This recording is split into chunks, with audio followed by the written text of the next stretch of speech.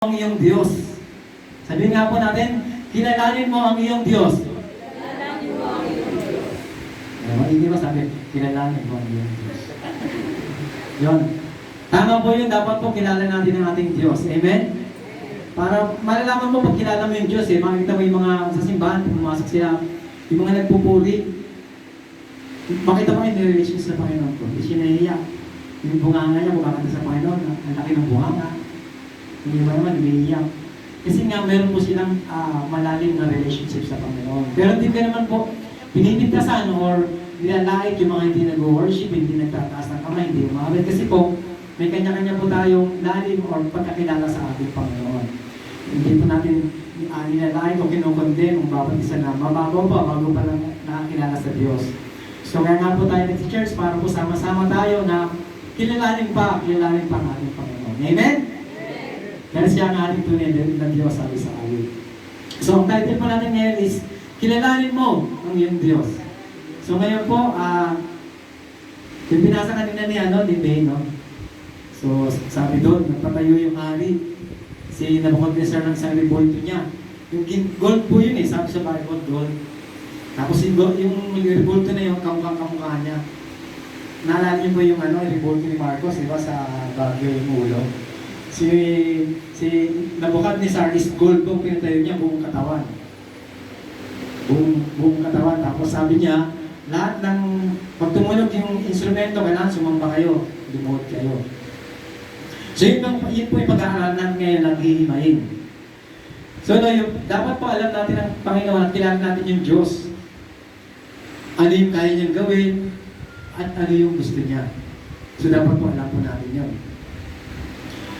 Sabi sa Exodus 3:14, sabi doon, I am who I am. Sabi na kay Moses, sabihin mo sa mga tao, pag tinanong ka, sabihin mo, ako ay si ako nga. Pag sinabi sa iyo, Moses, ang Diyos mo ba ay siyang lumikha ng lupa at langit? Sabi niya, siya nga.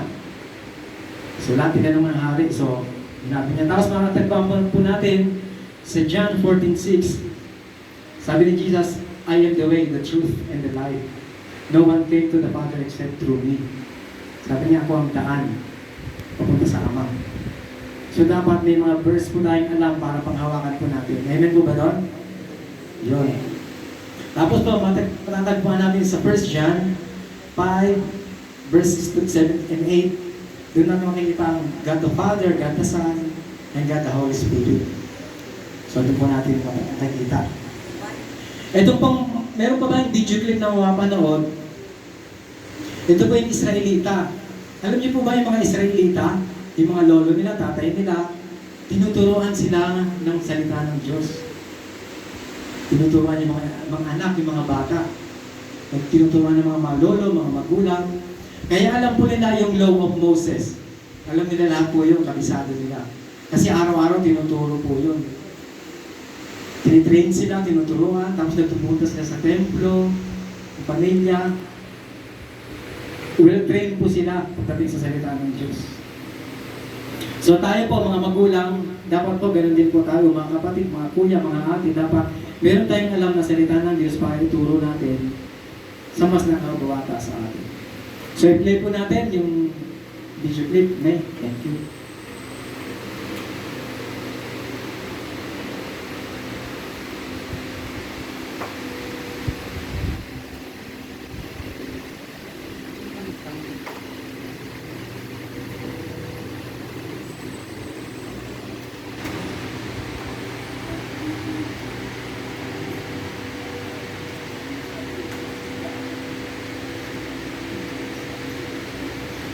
Keep it as well. As long as you're able to.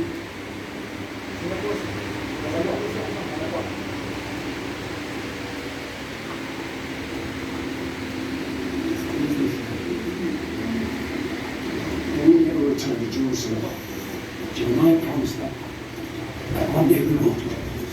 In the meantime, what do we do? Just bow our heads and serve this monster. Yan po yung mga kaibigan ni Daniel, no?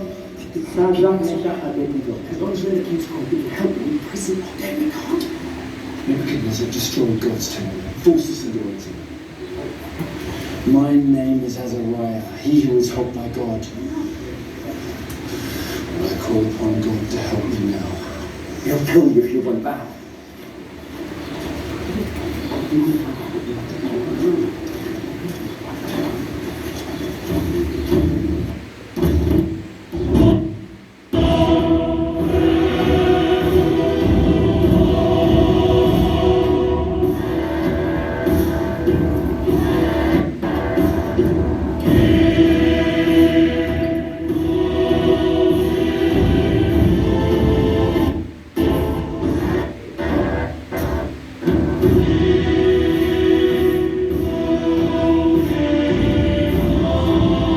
Yung long hair po, si Daniel po yan.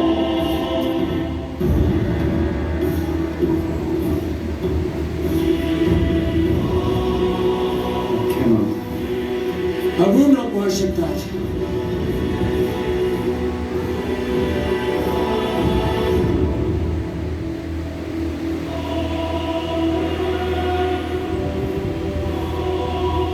No!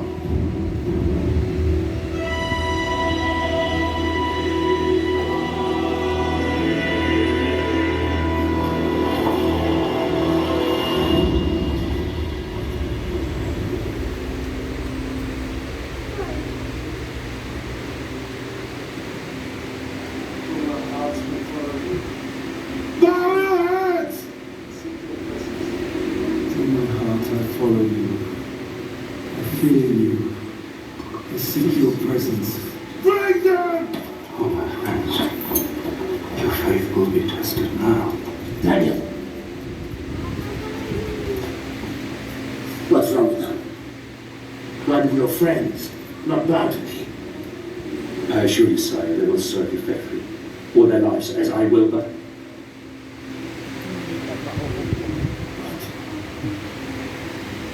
they will only worship God.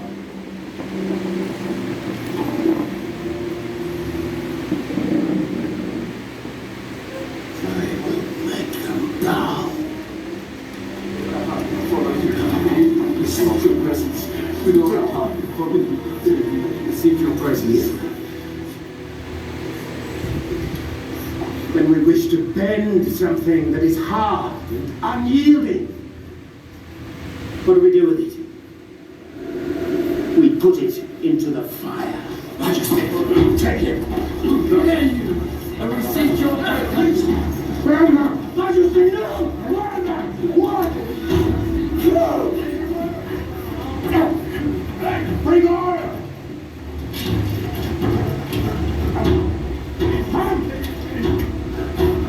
Fire! Bring me fire!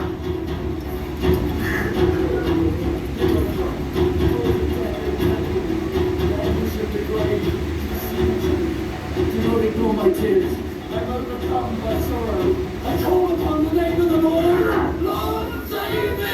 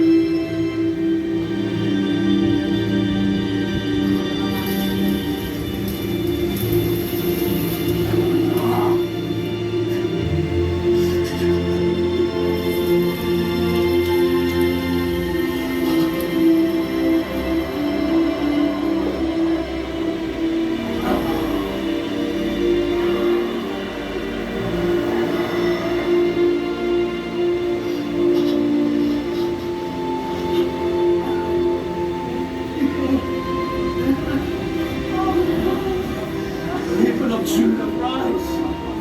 God is with us. He's with us. God is with us. Yan. Sabi ko ng Bible, sila, yung tatlo po na yan, yung apat na yan, mga young people lang po yan, mga kabataan. Ibig sabihin, mga ano po sila, mga 20, ganyan, 19, so mas matanda pa tayo sa kanila. Pero yung mga bata po na yan, yung mga kabataan na yan, talagang tumanim po yung turo sa kanila ng mga gulang nila, mga lolo nila, hanggang kamatayan, sa salita ng Diyos sila hahawak. Amen po ba? Sabi ng Bible, hindi man, nung lumabas sila sa pugon, hindi man lang sila nangamoy usok. So, tayo po dapat maging seryoso para sa salita ng Diyos.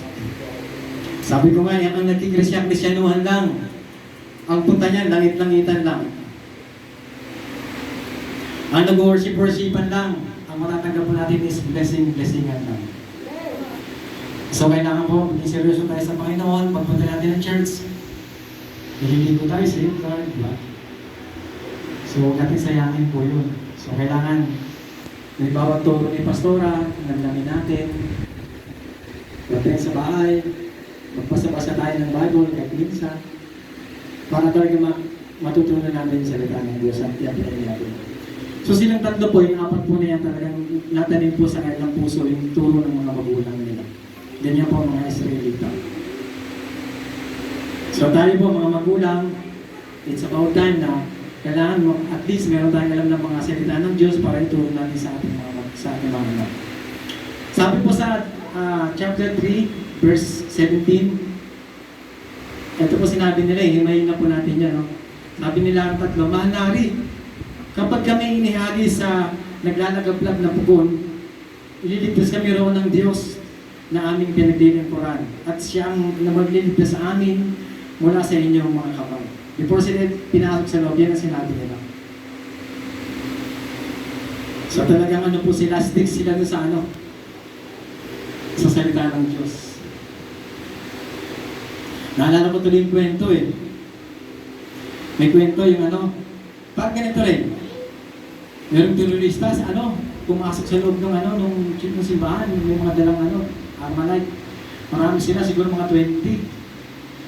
Tapos sumigaw yung ano, sumigaw yung pinakapinuno. Sino rito yung pinakapastor? Ayaw pong unang tumayo ng pastor eh. Tinuro nung, ito po.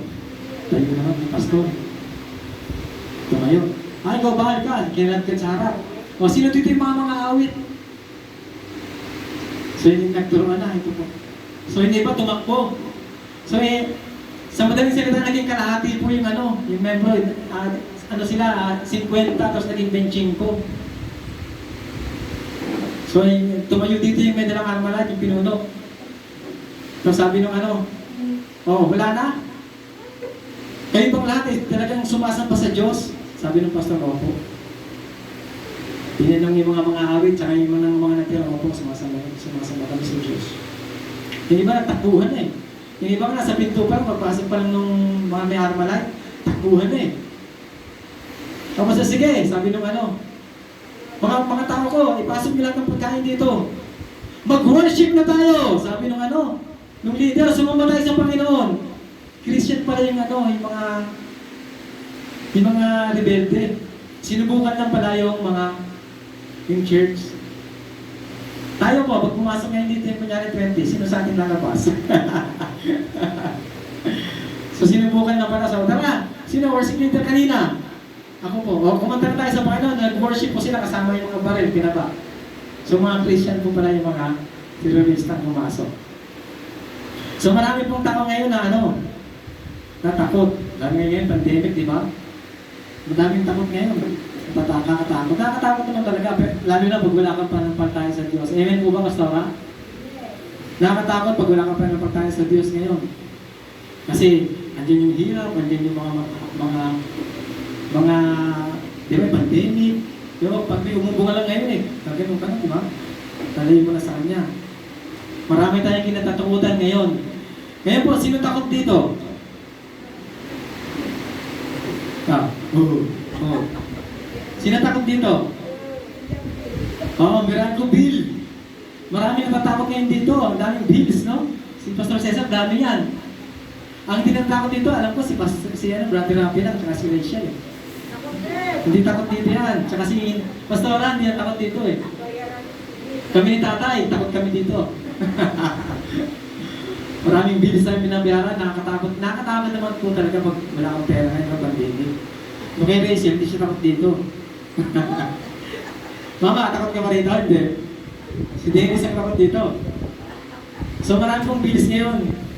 Nakatakot naman talaga. Kasi pag nandyan na to, diba? Si Meralco, tao po.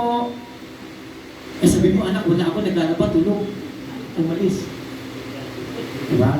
So nakakatakot naman po. Pero pag nasa Panginoon ka, chill-chill ka lang. Kahit wala kang pambayad. Bakit? Kasi hindi ka pa mamamatay pa eh. Ano bang maputulan tayo ng kuryente? Di mo tayo mamamatay. O, di mo lang ilaw, walang ilaw. Eh ganun eh. Diba? Pero hindi hayaan ng Panginoon yung anak niya maputulan ng kuryente. Amen ba? Kasi mapapahiya siya. Eh, anak ng Panginoon na naputulan ng kuryente. Oh. Hindi pa yung tulad ng Panginoon gagawang paraan ng Panginoon para hindi tayo maputulan. Pero huwag lang tayo tatamad-tamad. Pero kung tatamad-tamad talaga tayo, sige, sabi ng Panginoon, putulan mo yung anak mo niya, tamad yan eh. Sabi ng Bible, ang tamad ay wag pakainin. No, tama. Marami ngayon mga takot. Pag may handaan, kanya-kanyang uwi yan eh. Ano, yung Sharon Cuneta, balutin mo ako. Diyan nagbabalot, di ba? Yung lumilikod pa eh. Maraming taong gano'n ngayon. Nag-uuwi. Kasi nga takot. Takot magutom. Pero yung pinag-aralan natin, hindi takot mamatay. Eh yung gutom, wala sa kanila yun. Hindi nga sila takot mamatay eh, di ba? Pero tayong mga nag-aaral pa lang ng salita ng Diyos, marami tayong kinatatakutan. Mga bis. Nag-uwi ng pagkain, di ba? Si Pastor Cesar nag-uwi ng pagkain ng aso. Ano yung pusa. So ano siya, ligtas. So yung mga, ano po, hindi ka naman nilalait yung mga nag-uwi. Ang tingin ko lang po kasi pag nag-uwi kayo nang hindi kayo nagpapalam sa mga may handa, parang sinabi niyo wala ng Diyos. Parang, kailan ko na mag-uwi. Hindi na ako pakainin ng Diyos after nito. Kaya kailan ko na mag-save. So, tayo po dapat bilang taga-CTT family, dapat pupunta tayo ng handaan. Ay, hintayin natin, sabihin na, Pastor Cesar, mag-uwi po kayo ito. Yun, hintayin natin yun. Yung mag-display tayo sa harap ng pagkain. Di ba? Pero pag kayo nag-uwi ka, magbabalot ka talaga, yung titingin ka pang gano'n eh. Tapos siya ako gano'n. So nakakahiya po yun. Oh, ay, mga taga-CTTV, nag-uwi ng pagkain, no? Nakakahiya, di ba? Di ba taga-CTTV ka? Ay, hindi. So tayo po, huwag tayong pahalata na nagutom. Kasi pag uwi natin, nakapag-uwi ka, napahiya ka, maraming bumulong-bulong sa'yo kasi nag-uwi ka. O yung mga hindi nag-uwi, pag kinain mo yun, naitumin mo rin kinabukasan. So napahiya pa tayo, na bumaba yung tingin sa atin. Yung mga nag-uwi, yung mga hindi nag-uwi, umuwi, nabuhay naman. O di ba? Hindi pa napahiya. So tayo ngayon, may pagkain mo mamaya. So mamaya, baka wala na mag-uwi. Noong anniversary, may nag-uwi, di ba? Pero marami naman, no? Kaya, can't afford naman na mag-uwi kasi napakaraming handa nung wala sa Sunday. Ang daming handa. Daming handa dito, kaya pwede mag-uwi. So yun po, no? Huwag tayong matakot na magutom. Sa bayarin, huwag tayong matakot kasi nagtatrabaho tayong matino ng kalooban ng Diyos, na masipag tayo, hindi po tayo hayaan ng Panginoon. Naalala ko tuloy ito, yung bilang Meralco. Nung ako po maliit pa ang mga anak ko noon eh. Sila, Pastor Delphin, tumira sa bahay namin, doon sa bukid. Tapos dumating na yung building, ang laki. Ang ginawa ko, sabi ko, mag-share kayo. Sabi ko, hindi sila kumikibo. Nanay ko, mga kapatid ko. Tapos parang nagdilim yung paningin ko. Pinutol ko lahat ng kordon. Yung mga ayaw nyo mag-share ha. Pinutol ko lahat ng, di ba, Pastor? Pinutol ko yung mga kordon ng washing machine, kordon ng TV.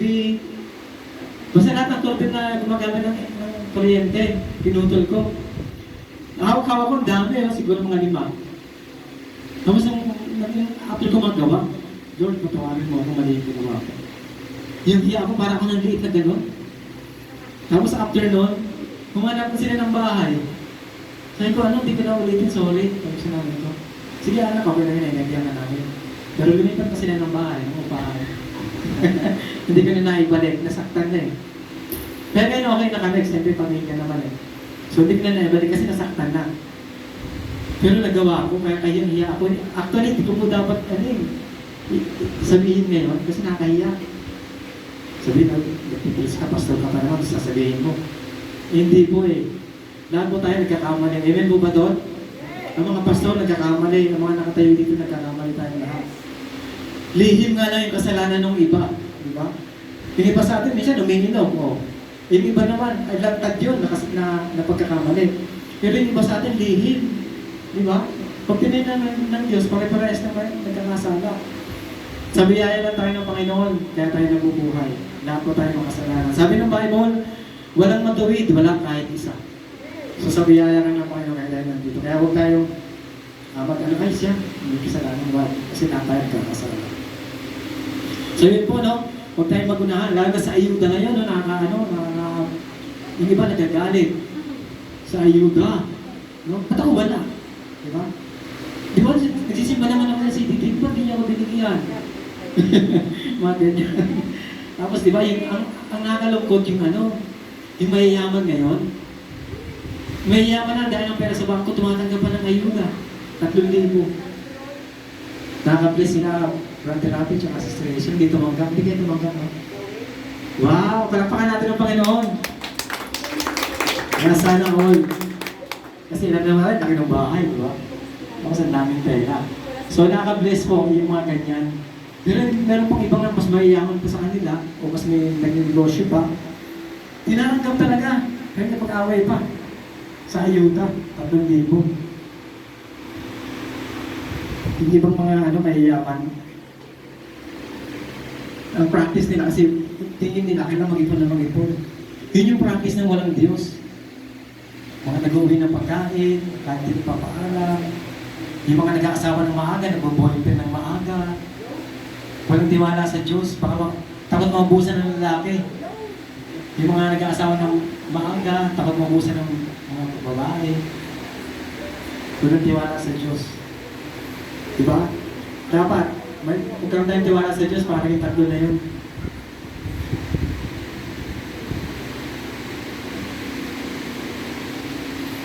Meron akong yung counselor, sabi ng counselor, kwento to. Sabi niya, anak, bakit ka ba, bakit ka, ang dami mong pinatay, 7 na pinatay mo. Sabi niya, pastor, kasi po, kaya ako pumapatay ng tao. Ba't ka pumapatay nga pala? Alam mo wala masama yun? Kaya ako pumapatay ng tao kasi po, naniniwala sila sa Diyos. Ito, pastor, naniniwala ka pa sa Diyos? Ay, hindi! Walang Diyos! Sabi, pagka gano'n, mga takot mamatay, no? Tinatakli yung yung salita ng Diyos, yung pagiging anak ng Diyos. So sa atin po, yan, pag dumating na to sa inyo, basta mag-pray lang po tayo, maghanap buhay ng matino, parehas, sabi nga, di ba? Magtrabaho tayo ng parehas. Pagkawalain tayo ng Panginoon. Amen po ba doon? Daniel 3 sa 18, sabi dito, sabi nilang 3. Bago sila isakan sa pugon, mahal na hari, ngunit hindi man kami iligtas ng Diyos. Kasi Yahweh, sabi nila, ibig namin malaman ninyo na hindi kami maglilingkod sa inyong Diyos. Sa ribulto na yan. Kahit hindi kami iligtas ni Yahweh. Matindi, no? Grabe yung salita ng Diyos na pinangawakan nila. Kahit hindi kami iligtas, hindi pa rin kami sasamba dyan. Tayo, kahit di tayo iligtas. Pag naputuloy ng kuryente, hindi na ako sisimba dyan. Pag di ako pinansin ni Pastora, hindi na ako sisimba dyan. Pag di ako binigyan ng ayuda, hindi na ako sisimba dyan. Sana walang ganun sa atin. Amen? Kasi mababaw na dahilan po yun. Ibig sabihin, hindi natin talaga kilala ang Diyos. Pumupunta lang tayo kasi may natatanggap tayo. Kakakain tayo, tayo mapunta. Paano pagdating na ng mga hirap na? Hindi na ako si cheers dyan. Mga tao dyan, hindi na mamansin. Ang init-init pa. Buti ngayon, nilagyan na lang ano. Kisa rin. Pansamantala. So mga nakaka-bless yung tatlo. Kabataan na yan. Gusto niya bang kwento? May kwento naman. May kwento pa ako. Kwento to ni Pastor Cesar. Merong sa isang kaharian, madaming religion, tatlo. Buddhism, Christian, at saka Muslim. Gulong-gulo na yung hari. Sabi, ano bang klaseng kasama natin dito? Nag-away-away mga religion. So sabi ng hari, sige, lalagay ako ng kautusan. Kung sino yung totoong religion ay masusubukan natin. At kung sino yung makikilala natin na may tunay na Diyos, siya yung religion na ating sasambahin, na Diyos nila. So sabi ng hari, sige, okay yung mga leader ng simbahan, pumunta kayo bukas sa sa bangin. Makikita natin kung sino ang tunay na Diyos. Kinabukasan na, yung mga leader ng mga religion, lumakit sa bangin. Tapos sabi ng hari, sige, lahat ng mga leader tatalon doon sa bangin. Lahat ng maniligtas, kung sino yung maniligtas at niligtas ng Diyos nila ay yun ang sasambahin natin. Nakita ng mga leader, bangin. Tapos sa ilalim ng bangin may mga kawayan, mga matutulis. Dami. Inuna yung Muslim. O ikaw, Muslim. Ganun. Tumalong ka dyan.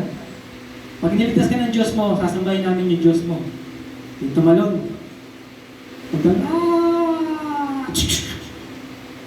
Patay. Nalungkot yung mga kasunod niya. Tapos pangalawa naman, sige, ikaw naman, yung Buddhism. So, yung Buddhism, yung masamba sa Buddha. So, itong pinatalon. Pagdating sa kalagitnaan, nagdasal sa ere. Gumanon yung nakaupong nakaganon. Yung Indian Sikh nakaganon. Nagdasal, Buddha, Buddha, Buddha, Buddha, Buddha, Buddha, Buddha, Buddha. Nung nagdasal siya, bumagal yung takbo, parang meron ng mga pangkabagan. Tapos lumapag sa makinis na bato. Nakaligtas, palakpakan yung mga tao. Bukaya, yes! Sigawan. Okay. Ang huli na, yung Christian. Yung Christian, hinulog din. Pagdating sa gitna, Jesus, Mama Mary, Mama Mary, Mama Mary, Mama Mary, Jesus, Mama Mary. Mahulog na. Biglang, Buddha, Buddha, Buddha, Buddha, Buddha, Buddha, Buddha, Buddha, Buddha. Sa gitna. Sa gitna ng kagipitan, kamatayan, lumipat ng religion. So marami pong ganyang tao ngayon, Mama. Pag hindi nagustuhan yung simbahan, lilipat po yun. Lilipat. Maraming, kaya ngayon panahon ng pandemic, yung ibang mga member napunta sa ibang church. Yung GIN nga po, sabi ng GIN, kasi yung pandemic, di ba, puro online. Sabi ng GIN, Brother Eddie, yung ibang mga member namin na lumipat na sa simbahan, pakialagaan na lang sila. Yun ang announcement ni Brother Eddie. Ang ganda, di ba? Hindi siya nagalit, pakialagaan na lang. Kasi totoo po yun nung kapandemic naglipat-lipat na ng mga simbahan, yung mga active na nag-online. Inaalagaan na sila doon na sila sumamba nung nagkaroon ng face-to-face. So yun po yung nangyari sa kanila. So tayo po, dapat at least, lagi tayo nagbabasa ng Bible para meron tayo panghahawakan. Ako pang pinanghawakan ko, sinasabi ni Pastor natin na paborito ni Pastor Giorgio yan. Isaiah 41:10, sabi doon, ito nagsalita ito si Yahweh mismo galing sa bibig niya. Sabi niya sa Isaiah 41:10, ako isa sa iyo, huwag kang matakot. Ako ang iyong Diyos, hindi ka dapat mangamba. Palalakasin kita at tutulungan. Iingat na nililigtas. Hawak ko lang yan sa mga nagpunta. Dati ninyo, pagka kami ang asawa, Hindi ako nag-uwi ng pagkain. Kasi nakaya pa nag-uwi ka. Pero pag binibigyan ako, Sister Christy, tsaka ni Nanang Eden, "Hoy, Jojo, mag-uwi nga kayo." Yun, thank you, Lord. Hallelujah, praise the Lord.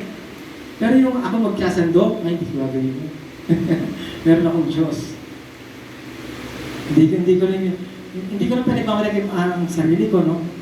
Ayun lang po yung aking pananampalataya at paninindigan. Hindi ako may ligmang hingi. Basta ganun, kasi inaasahan ko lang yung Diyos. Pero pag binigyan mo ko, or tinulungan mo ko, sabi ko, ay Panginoon, pinadala mo siya sa akin. So hindi po ako nangihingi talaga. So inaasahan ko lang yung Panginoon. Yung anak ko nga, gumraduate yung anak ko, si Nicole. Hindi po ako humingi. Kahit si Brother Cesar, hindi ko po hinihingi niya. Pagka nangyari, walang pawala yung anak ko dati, si Nicole, umiyak lang kami mag-asawa. Umuluha lang kami. Pero after na, nakagraduate naman. At kumukuha ng pera pala yung anak ko, kinuha-lenom niya. Hinahin ng perla. Kaya, dyan pala kami maraming utang kay Tate Etong sa Lolo Pearl. Nalaman na lang namin, uy, mga anak niyo, kumukuha ng ano kaya tatay. Doon pala sila humihingi. Pero kami, hindi po kami, tulungan niyo kami. Umiyak lang kami. Ako, umiyak lang. Pero nakagraduate na ngayon sa awa ng Panginoon. Diba? So, ganun po ang Panginoon pagka talagang sumasamba ka sa Kanya, ililigtas ka niya. So, dapat po tayo, yung Word of God sa atin, mga tatay, mga nanay, dapat po meron tayong alam, kahit isa po, sabihin mo sa anak mo.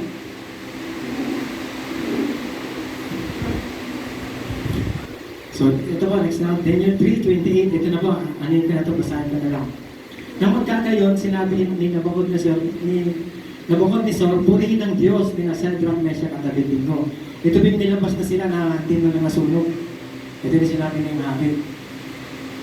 Purihin ng Diyos at niligtas sa ang kanyang mga lingkod, silang tatlo nagtiwala kay Yahweh sa utos ko na hindi sila sumamba, niligtas pa rin sila ng Diyos, sabi niya, ni Bukadnezar. Hindi nila, handa nilang ibigay ang kanilang buhay, huwag lamang maglingkod at sumamba sa ibang Diyos, liban sa sarili nilang Diyos, ni si Yahweh na. Sinabi ng hari yun. Sa buong after nung sinulog sila. Tapos ito, sabi ng hari, dahil dito, iniuutos ko na sino mang magsabi ng anuman laban sa Diyos ni Shadrach, Meshach at Abednego, ay pagpuputol-putulin at ang kanyang bahay ay gagawing butong ng mga guho. Pagkat walang ibang Diyos na makapagliligtas sa ganitong paraan. Naging born again po si yung hari. Nakakilala, nakita niya yung tunay na Diyos. Nakakilala. Ang nangyari ngayon, yung rebulto niya, pinagawa niya ng maraming ng ginto, na wala ng saysay nung panahon na yon. Sinabi niya, walang ibang sasambahin kundi yung Diyos nilang tatlo. Walang ibang Diyos na makakagawa niya. Kaya yung rebultong pinatayo after nun, di na sinamba. Yung Diyos na nila ng tatlo, apat kasama si Daniel, ang kinilala nilang Diyos. Matindi po yung tatlo na to, meron silang matapang na paninindigan at pananampalataya. Bagaman mga bata pa sila. Tayo, mas matatanda tayo sa kanila. Maaring ako, ano na po ba, 50 years old, maaring 2 times na ang edad ko sa kanila. Nakakahiya. Kung hanggang ngayon ako ay walang pananampalataya sa Diyos. Sa verse 35, ito ang matindi. Pagkatapos sina Shadrach, Meshach at Abednego ay itinaas ang tungkulin ng hari sa lalawigan ng Babylonia. Na-promote po sila. Na-promote yung tatlo.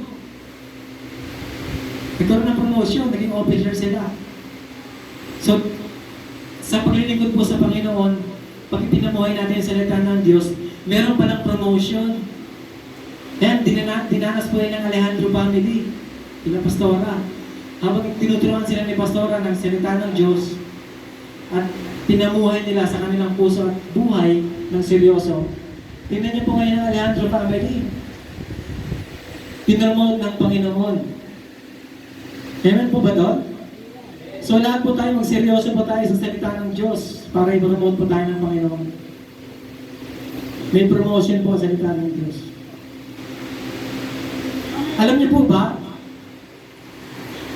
ang mga kapitbahay natin, mga anak natin, mga kamag-anak natin, tayo ang susi kung sila ay kikilala sa Diyos or hindi, or matalikod sa Diyos. Bakit? Paano ko nasabi yan? Kasi lahat tayo, sa ayaw at gusto natin, meron tayong pulpito.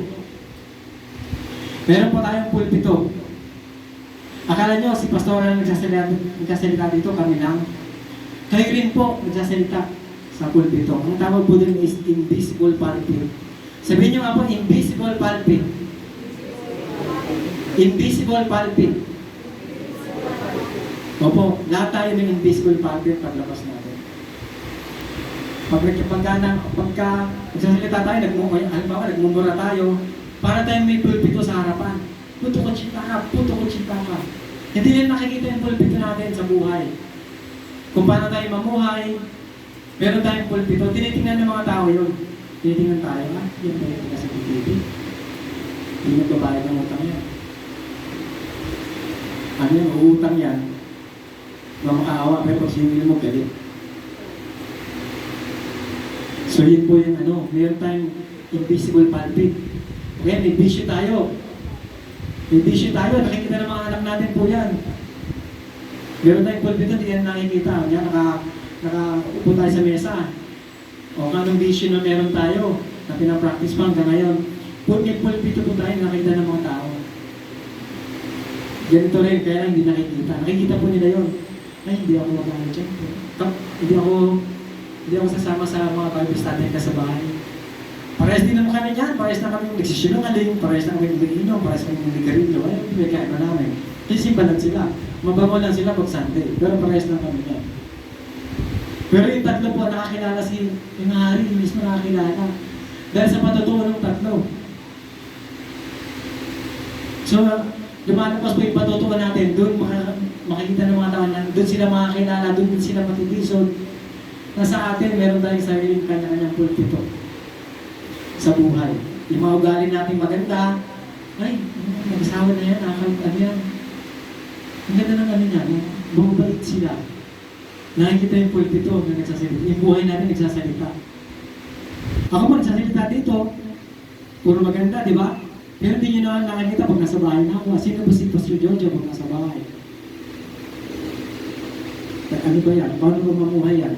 Kasi nga, yung pulpito rito, nakikita, pero sa bahay, yung mga pulpito natin, hindi nakikita. Yan, nagtitext tayo. Murahan tayo sa text. Parang, ganyan, o. Di ba ito, may pulpitos. Pag uwi pa natin sa bahay, invisible pulpit po ang hawak natin. Lahat ng kinikilos natin, may pulpito tayo na nakikita ng mga tao. Doon sila magbabase kung sila ay nalapit sa Diyos o lalayo sa Diyos. May bisyo tayo, mga pangit na ugali. Kaya, pag nakita ng mga anak natin, si tatay, ganyan, si Tito. Ang ganda pala yung ginagawa nila ganyan. O gagayahin nila tayo. Diba? Kaya may nakita tayo. Merong, ang tatay niya, sugarol. Meron sa anak niya, lumalabas na sigurol talaga. Walang siguro. Pag sigurol yung tatay, i-channel sa isang anak niya, dalawa. May magiging sugarol dyan. Kasi nga nakikita yung pulpito, yung pinamumuhay mo. Yung iba nga anak, di ba, ang babae na magulang, may lumalabas pang swalil, di ba? Babae pa yun. Eh, hanggang mo rin yung nakikita yung mga magulang na pangit ang magalit. May mga issue, may mga masamang practice na mamana ng anak. So yun, akala kasi nila tama yun. Kaya isang araw, sabihin na lang natin, Pastora, pagpurin yung mga anak ko. Kasi ang may issue. Yun, ganun nangyayari sa atin kasi nga, na-transfer na sa kanila yung ginagawa natin. Pastora, yung anak ko, pagpurin nyo, nagmumura. Lalapit na tayo sa Pastora o sa Diyos pag tayo nagipit na. Pastora, yung payo mo, di ka nasunod, nalugi ako sa negosyo. Pastora, di ka nasunod yung payo nyo, yung magbasa ng Bible. Ito, nabuntis ako ng maaga. Pag-pray nyo na ako. So lahat po tayo ay may mga invisible pulpit. Kahit di po tayo nagsasalita, sa kilos natin at pinamumuhay po natin, nababasa yung ginagawa natin. Sabi nga, di ba? Action speak louder than word. So mas nakikita ng tao yung mga action natin, mga pagkilos, pananalita, kaysa yung sinasabi natin. Amen po ba doon? So kailangan, lagi pong in-eject ni Pastora na magbasa tayo ng Bible, personal, umatin tayo ng church. Yung tatlo po na yun, yung tatlong kabataan, na talagang buong tapang na naninindigan sa salita ng Diyos, hanggang kamatayan, dahil na-train sila na kaya ng mga magulang. So tayo rin po ganun. Kaya nga daan natin in-inject sa atin yung magbasa ng Bible, yung devotion. Kaya nga po ako, lagi ako napapacheck ng devotion ni Pastora. Nagbabasa ako araw-araw, minsan di araw-araw. Nag-devotion ako, yung mensahe ng Panginoon. Tapos pag nakita kami ni Pastora, na mga mamaya, magpapirma na naman ako. Ng binasa ko sa Bible. So, yung ginagawa pa natin, sinabi ni Pastor, basa kayo ng Bible. Kasi pa nagbabasa din ng Bible para pagdating ng pagsubok, yung mga bill na yan, hindi tayo magpapanik. Hindi tayo matitinag. Tayo po'y manalangin.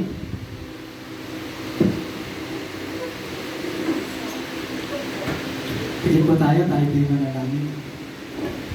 Panginoon, kami po ay nagpapasalamat ngayong umaga, Panginoon, dahil isang aral na naman, Panginoon, ang aming natutunan, yung buhay po ng aming kapatid, Panginoon, si Sandra, Meshach, at Abednego, at si Daniel, Panginoon. Salamat dahil sila po ang aming pattern today, Panginoon, na kahit anong mangyari, hindi kami tatalikod sa salita mo, sa verse na alam namin kahit ilang piraso lang. Panginoon, tulungan mo kami na panghawakan namin yun, ang aming mga paniniwalang maka-Diyos. At Panginoon, lahat kami dito, tulungan mo kami maging makatao, maging maka-Diyos na pamumuhay. Upang iligtas mo kami, Panginoon, pag kami ay nasa gitna ng kanipitan, Panginoon. Tulungan mo po kami na bigyan mo kami ng puso, Panginoon, na maging masipag, magbasa ng Bible, makinig ng mga mensahe, Panginoon. Patawarin mo po kami sa aming mga kasalanan, Panginoon, na nagagawa. At hindi namin alam na nakikita pala ito ng aming pamilya, ng aming pangit na mga ugali. Patawarin mo kami, Panginoon. Tulungan mo po kami na huwag magmadali sa mga desisyon, Panginoon, na ikapapahamak po namin, Panginoon. Ito po ang aming dalangin, Panginoon. Ikaw po ang mag-ingat sa amin. Sa pangalan ni Jesus. Amen. Awitan po natin ang Panginoon.